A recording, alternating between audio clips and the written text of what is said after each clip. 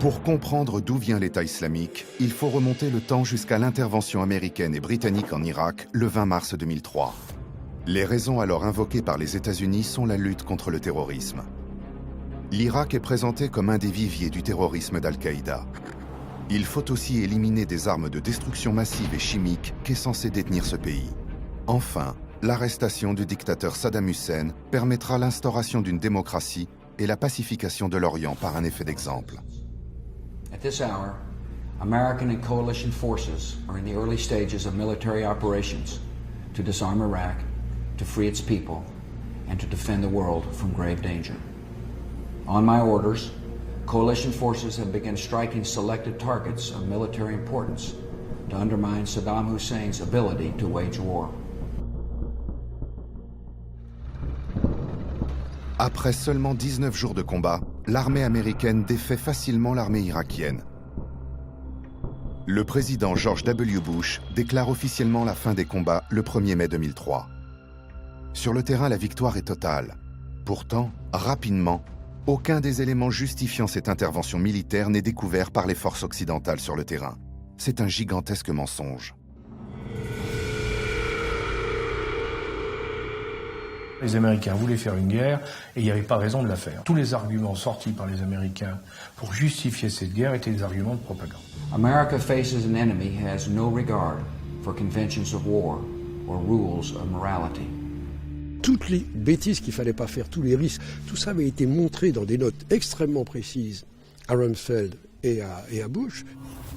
Ils avaient dit, oui, c'est pas comme ça que ça va se passer, laissez-nous faire.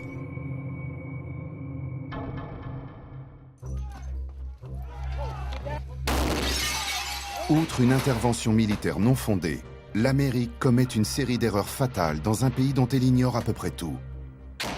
La première concerne l'armée régulière de Saddam Hussein. La première chose qu'ils ont fait, c'est de dissoudre l'armée irakienne. Du jour au lendemain, vous avez près de 250 000 soldats de métier qui ont été mis au chômage, humiliés, et à qui on a dit « rentrez chez vous ».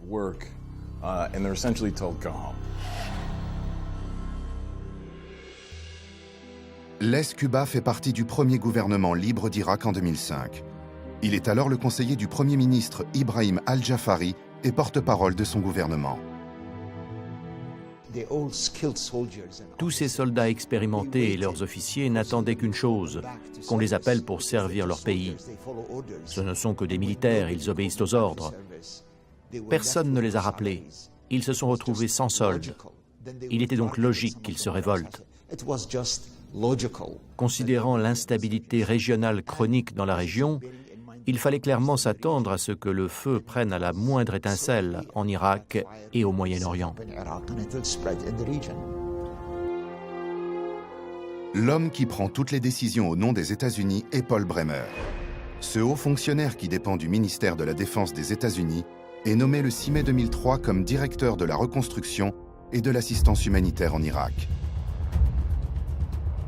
En tant qu'administrateur du pays, sa mission consiste à diriger l'occupation américaine jusqu'à ce que l'Irak puisse se prendre elle-même en charge. Il publie des décrets qui modifient en profondeur la société irakienne. C'est lui qui renvoie les soldats irakiens chez eux. C'est lui qui met hors la loi le parti unique irakien Baas, qui structure tout le pays depuis des décennies. Non seulement on a envoyé des gens chez eux, la police, l'armée, mais de surcroît, on a dit, Paul Bremer a dit, tout membre du parti Baas, quel que soit son échelon, ne pourra plus faire partie de la future administration. C'est-à-dire, c'est condamner tout sunnite à être hors du coup. Les sunnites irakiens représentent un tiers de la population. Ils détenaient tous les pouvoirs sous Saddam Hussein. Les Américains les en écartent totalement. Les chiites majoritaires sont opprimés depuis des décennies. Cette décision ravive les divisions entre Irakiens. La scission de ces deux courants de l'islam date de la mort du prophète Mahomet.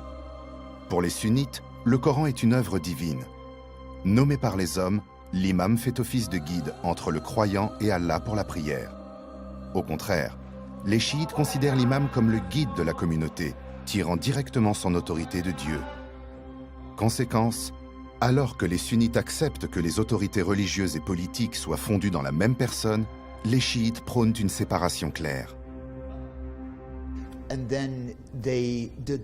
Les Américains ont commis l'erreur de ne pas mettre en place un système de représentation politique démocratique équilibré. Dès le début, ils ont préféré implanter un système électoral à scrutin majoritaire basé sur des listes ethniques et non des personnes. Du coup, il était certain qu'un Irakien chiite voterait pour une liste chiite, un sunnite irakien pour un sunnite. Cette loi électorale a du coup contribué à profondément diviser le pays.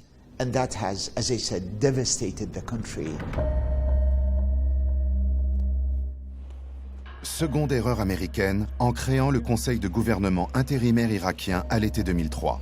Le problème, c'est que ses membres sont nommés par l'Amérique et choisis parmi les formations politiques, les ethnies et les chefs religieux qui se sont opposés au gouvernement de Saddam Hussein. Cela réalimente la haine interreligieuse.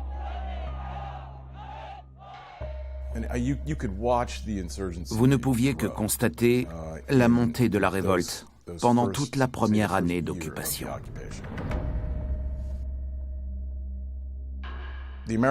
Les Américains ne comprenaient rien à la situation. Ils ne savaient pas quoi faire.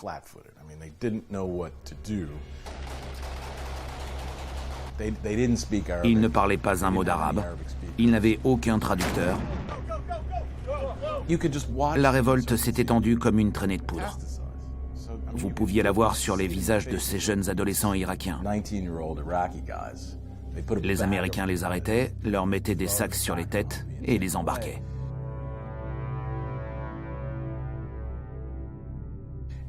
Et il était logique de penser que si cet Irakien n'était pas un membre de l'insurrection au moment de son arrestation, il le serait pour sûr en sortant.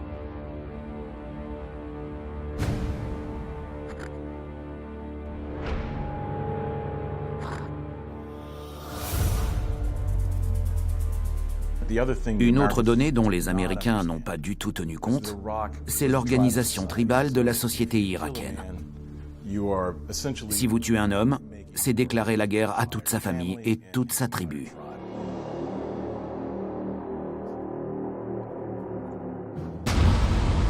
La rébellion irakienne explose et le 17 juin 2003, un groupe jusqu'alors inconnu, les brigades de résistance irakiennes, revendique des attaques contre l'armée américaine et les civils travaillant pour elle. On pense que ces brigades, comme de nombreux autres groupes rebelles, recrutent leurs partisans chez les membres des anciennes forces militaires et paramilitaires sunnites du régime. Ce n'est pas une organisation politique. C'est rempli de psychopathes. C'est composé d'assassins. Pour la plupart de ces gens, tuer est prioritaire. La politique est secondaire. La situation s'envenime. Le cycle de la violence semble irréversible. Attentats aveugles, assassinats, enlèvements d'occidentaux comme les journalistes français Christian Chesneau et Georges Malbruno. Les Américains, leurs alliés et l'embryon d'armée irakienne doivent aussi lancer de vastes opérations militaires pour récupérer des villes entières comme Falloujah qui tombent aux mains d'insurgés. C'est dans ce contexte qu'apparaît un terroriste sanguinaire. Il s'appelle Abu Musab al-Zarqawi. Il fait allégeance à Al-Qaïda. En devenant populaire, al-Zarqawi a réalisé qu'il avait besoin du réseau d'Al-Qaïda. Cela pouvait lui apporter du cash, des nouvelles recrues, une crédibilité. Il a donc rejoint Al-Qaïda et prêté allégeance à Oussama Ben Laden et al-Zawahiri. Il est devenu l'un de leurs soldats. C'est ainsi que Al-Qaïda en Irak a débuté. Toutefois, ce réseau irakien a toujours été l'enfant déviant d'Al-Qaïda.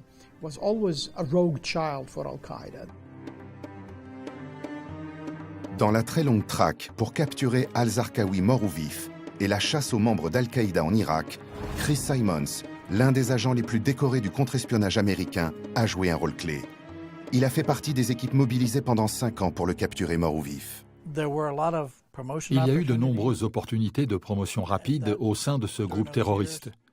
Cela s'explique par les succès du gros travail répressif que notre unité spéciale a mené pour tuer ou capturer les responsables d'Al-Qaïda en Irak. Ceux qui survivaient arrivaient rapidement au sommet de la hiérarchie d'Al-Qaïda en Irak. Zarqawi a été suffisamment habile pour y parvenir et y rester un long moment. Un moment qui a duré beaucoup trop longtemps. C'est un proche de Ben Laden. Al-Zarqawi a fait le djihad en Afghanistan. Il arrive en Irak après la chute de Saddam Hussein. Son objectif est de déclencher un djihad, à la fois contre les Américains et leurs alliés, mais aussi contre les chiites irakiens. C'est lui aussi qui a introduit cette notion takfiriste qui dit qu'on peut tuer les musulmans s'ils ne sont pas du même bord que vous. Chose que jamais Al-Qaïda n'a dit. Zawahiri, qui est leur penseur, a toujours dit on ne touche pas aux musulmans, on s'attaque à ceux qui ne sont pas musulmans. Il s'en prend aux chiites irakiens et aux membres de la communauté internationale. Al-Zarqawi devient le lion de Mésopotamie, ou le prince d'Al-Qaïda en Irak.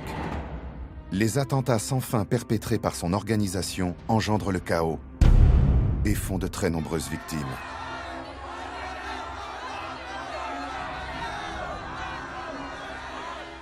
Il pensait qu'en menant une guerre civile sectaire, cela empêcherait les États-Unis d'enclencher une quelconque amélioration de la situation dans cet Irak de l'après-Saddam Hussein. James Jeffrey est un observateur clé du terrorisme. C'est l'homme qui fait la jonction entre les États-Unis et les autorités provisoires irakiennes. Il est aussi le chargé d'affaires de l'ambassade des États-Unis et le conseiller de la ministre des Affaires étrangères, Condoleezza Rice, jusqu'en 2007. Barack Obama le nomme ambassadeur d'Irak de 2010 à 2012. Le but des insurgés était de rendre l'Irak totalement ingouvernable en coupant l'électricité, en créant des pénuries de pétrole, en empêchant les Irakiens de se rendre à leur travail, en sabotant tous les moyens de transport, routes, trains, en obligeant aussi la fermeture des aéroports à cause des missiles. Les terroristes ont presque gagné. Les terribles erreurs commises par l'administration d'occupation américaine avec leurs alliés britanniques et la stratégie sectaire de Zarqawi accélèrent la décomposition de l'Irak. Les États-Unis mettent tout en œuvre pour en finir avec Al-Qaïda en Irak. Zarqawi est accusé de plus de 700 actes de terrorisme. 10 millions de dollars sont offerts pour sa capture mort ou vif. Nous avons multiplié des opérations ultra rapides contre les terroristes. Nous avons utilisé une technique qui consiste à s'immiscer dans le circuit de décision du réseau terroriste. Notre task force conduisait alors entre 5 et 7 opérations militaires chaque nuit contre des cibles clés d'Al-Qaïda. Nous étions tellement rapides qu'entre le moment où Al-Qaïda découvrait que 12 de ses hauts responsables avaient été capturés et que nous menions d'autres opérations, cette information était déjà totalement obsolète. Du coup, c'est tout leur système de communication qui était coupé. Au bout d'un moment, ils ne savaient même plus qui était encore là ou qui était arrêté. On les a complètement paralysés. À plusieurs reprises, les services américains sont proches de mettre la main sur Zarqawi. Mais il réussit à se sortir des pièges ou des attaques ciblées menées par ses poursuivants. Cette baraka participe à lui forger, auprès de certains jeunes musulmans, une légende de style Zorro. Le réseau qu'il dirigeait était très différent de tous ceux que nous avions combattus auparavant. Contrairement aux autres groupes qui avaient tendance à tout contrôler au sein de leur réseau, comme la logistique, Al-Qaïda en Irak a fait exactement l'inverse et a sous-traité auprès d'autres Irakiens un maximum de choses, les rendant quasiment invisibles. Donc, difficile à combattre. Cela leur a aussi permis de toujours avoir un grand nombre de combattants sur le terrain.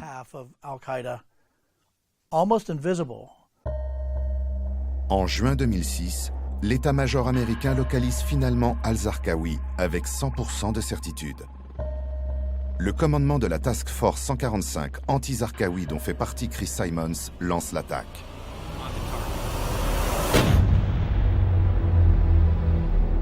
Deux F-16 larguent 2 bombes de 250 kg sur la maison. La mort de Zarqawi signe la quasi-fin d'Al-Qaïda en Irak. Même si les problèmes sont loin d'être réglés, les États-Unis retirent le gros de leurs troupes d'Irak en décembre 2011.